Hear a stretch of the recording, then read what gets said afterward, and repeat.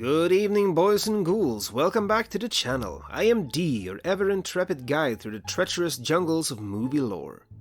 In our journey through horror history, we have arrived at the behemoth decade that is the 80s. A lot of great films were made in these years, and quite a few heavy horror titles among them. However, many of these could rightfully be considered horror comedies rather than straight-up horror, so after some contemplation, I have decided to split this decade into two lists. One for more serious horror films and one for the comedic ones. And believe me, in some cases it's difficult to decide which of these lists some movies should go on. So, starting off with the serious ones. Don your leopard spots and grab some hairspray, cause we're about to dive headlong into the 80s.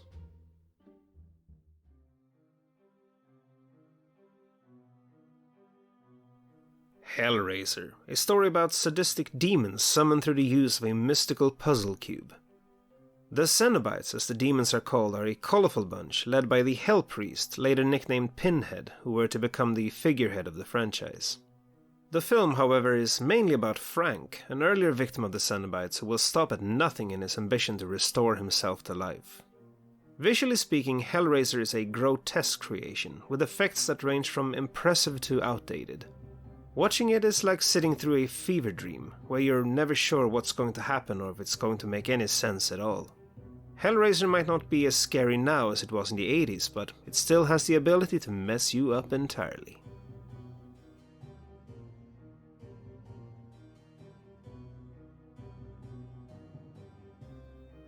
Often considered the black sheep of its franchise, Halloween 3 Season of the Witch is the only entry in the series that is not about the serial killer Michael Myers.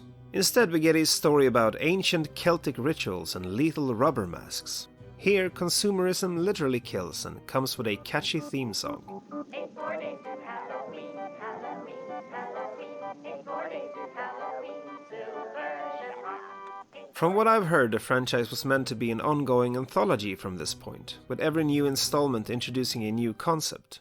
But the viewers were confused and hated it, so the next film brought Michael back and he never went away. On its own merits, however, Halloween 3 is not at all a bad movie, so just ignore the title and enjoy it for what it is.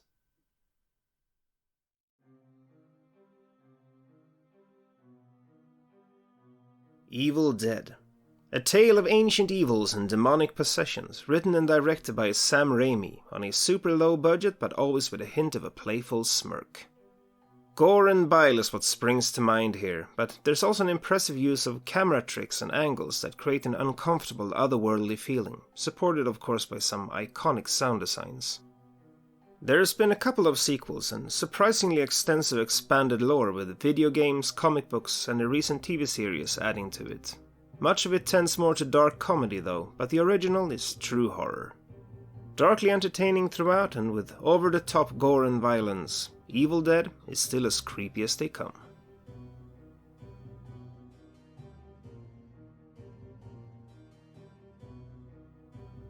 The Beyond is the work of director Lucio Fulci, who had already been noted for his work in the Italian giallo genre, but it was with movies like this that he became a cult favorite. This is the story of a woman who inherits an old hotel and decides to rebuild it, not knowing that the building sits atop one of the 7 doorways to hell. Things go south almost at once and soon all hell quite literally breaks loose. The Beyond was a poster child for the growing splatter trend, which is perhaps more of a style than a subgenre, where rather than implying violence and letting the audience mentally fill in the gaps, the movies show everything in graphic detail. And this movie takes that concept to heart with shots lingering on gory scenes for sometimes minutes.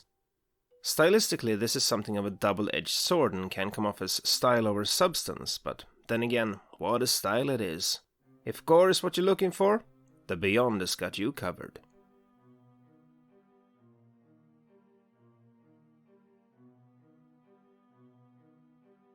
Here's Johnny! The Shining. This Stanley Kubrick adaptation of the Stephen King novel is one of the most iconic movies in history, as well as one of the most parodied. It's a story of isolation, cabin fever, and a spiraling descent into madness with a supernatural twist to it. The movie follows a family who stays at a closed, secluded hotel as off-season caretakers, but soon they are haunted by resident dark entities as well as the characters' personal demons, and sanity gradually dissipates. Jack Nicholson was tailor-made for the lead role, almost a little too good to be honest. He comes across as a bit crazy to begin with, so the movie's transition into madness can be unclear at times. In any case, The Shining is an unforgettable experience. Stephen King himself is apparently not a fan of this movie, but I can fairly definitely say that he is in fact wrong.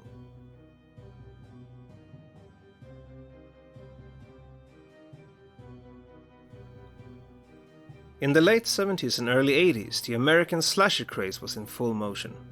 There were a ton of these movies. Friday the 13th is one of the more noteworthy. It would spawn a franchise of ridiculous proportions and eventually make the serial killer Jason Voorhees perhaps the most recognizable movie killer of all time. But he is not a killer in the first film, even though the plot revolves around his tragic backstory.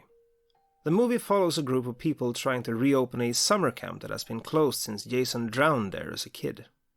With some great special effects and just the right amount of campiness, it's easy to see why this movie was a big deal at the time, even if it is quite tame by today's standards. Halloween might have set a stage for the slasher genre, but with Friday the 13th, it hit its stride.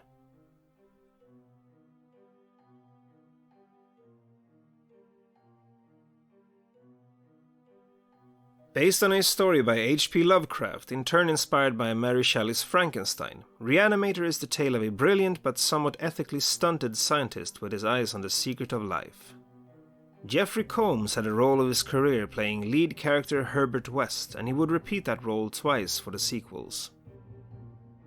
The life-giving serum, cartoonishly green and luminescent, does revive his subjects, but it also turns them violently insane, which leads to an escalating madness of blood and bile. The Reanimator is always a bit tongue-in-cheek, but it keeps the balance and never plunges into full-out comedy.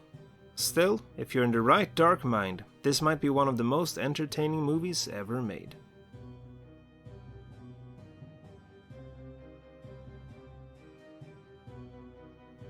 Poltergeist, another movie that scared the living daylights out of me as a kid. The premise of a family moving into a haunted house was nothing new even at the time, but it hadn't been done quite as spectacularly before. The movie combined the talents of director Tobe Hooper and producer Steven Spielberg, even though the cooperation of the two were infamously troublesome. Persistent rumors even claimed that Spielberg had to do double work as a director to patch the project up, something that Spielberg himself denies. Be that as it may, it is still easy to spot the fingerprints of them both all over the film.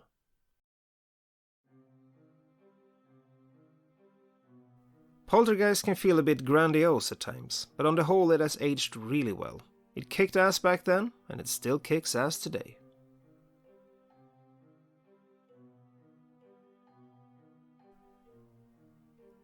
A Nightmare on Elm Street. When the slasher trend was waning fast, Wes Craven gave it a vitamin boost with this movie, basically saving the genre from being a flash in the pan altogether. The premise of Freddy Krueger, the vengeful ghost of a child murderer who stalks people in their dreams, is honestly one of the most terrifying things I can imagine. The movie follows Nancy, played by Heather Langenkamp, who is being targeted by Freddy, but won't give up without a fight. She does a good job in the role, but the big show stealer is Robert Englund as the murderous yet charismatic Freddy Krueger. And while talking about actors, it would probably be wrong not to mention that this was the acting debut of one Johnny Depp, but at this point he is honestly one of the weaker actors in the film. The concept of a blurred line between dream and reality makes for some fascinating scenes, and the many sequels would further expand upon this. While most of those sequels are quite lackluster, the original is one damn fine movie. This was an exceedingly difficult list to compile, let me tell you. I love all these movies a whole lot, so numbering them like this was no mean feat.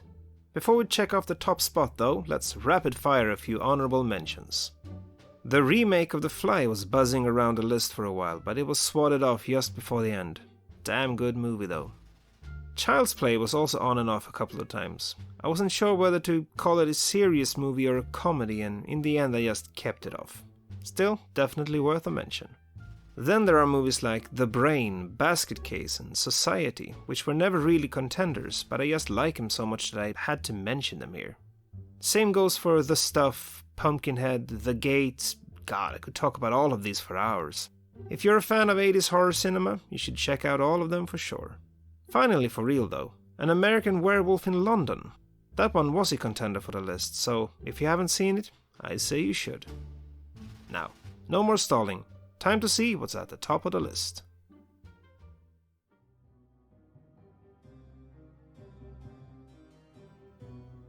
The Thing. When John Carpenter decided to remake the 50s classic Thing from Another World, the first thing he did was change the monster entirely. Instead of the lumbering, Frankenstein-esque alien of the original, it is now a viral parasite that can control its host and mutate it at will. There's enough gore to satisfy most viewers, but where the movie truly excels is in the sense of dread and isolation, as the characters are never sure who they can trust. Even the viewer don't really know who to root for at times.